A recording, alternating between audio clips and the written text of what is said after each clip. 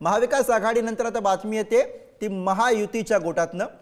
तानाजी सावंत यांच्या वक्तव्यानं महायुतीमध्ये वाद निर्माण झालेला आहे। शिंदेंच्या शिवसेनेचे नेते तानाजी सावंत यांच्या वक्तव्यावरनं अजित पवार यांनी नाराजी व्यक्त केलेली। अजित पवारांनी मुख्यमंत्र्यांकडे आपली नाराजी व्यक्त केली आहे। राष्ट्रवादीशी कधीच पटलं नाही, मांडीला मांडी लावून बसलो तरी उलट्या होतात, असं विधान तानाजी सावंत यांनी केलेलं होतं। या वक्तव्यावरनं आता महायुतीमध्ये वाद निर्माण होण्याची शक्यता आहे।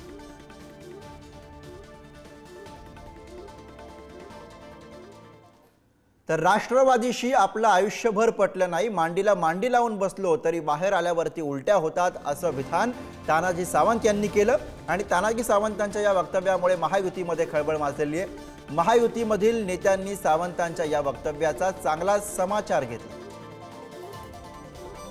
राष्ट्रवादी समाज जमले शिकत असल्यापासून आतापर्यंत ती वास्तव जसं एनर्जी म्हणतोय गुढी खाली उलट्यावर चालू होतात ती अवस्था आहे। कारण ते विचार परिपूर्ण भिडलेले आहेत अंगामध्ये, त्याच्यामुळे ते शक्य आहे। आपण काय लाचार आहोत का सत्तेला? आणि हे कोण तानाजी सावंत अशा पद्धतीने बोलणार आणि काय संबंध आहे त्यांचा बोलायचा?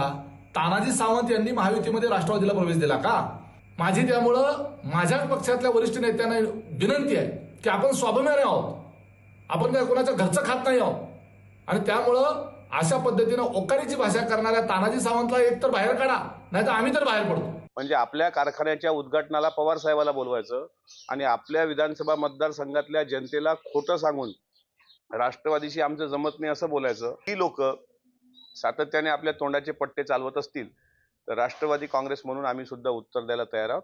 महायुतीचा धर्म पाळण्याचा ठेका फक्त आम्ही घेतलेला नाही। खरं तर मी स्पष्ट सांगायचं तर तानाजी सावंत सारखी व्यक्ती राजकारणात राज्यकर्ते म्हणून म्हणण्याच्या लायकीचे नाहीयेत। आणि जर तुम्हाला एवढी मळमळ उलट्या होत असेल तर तानाजी भाऊ तुमच्यासाठी म्हशीला एक मोठं इंजेक्शन देतात, ते इंजेक्शन घेऊन डॉक्टर पाठवते, म्हणजे तुमची कायमची मळमळ उलट्या जुलाब या थांबतील।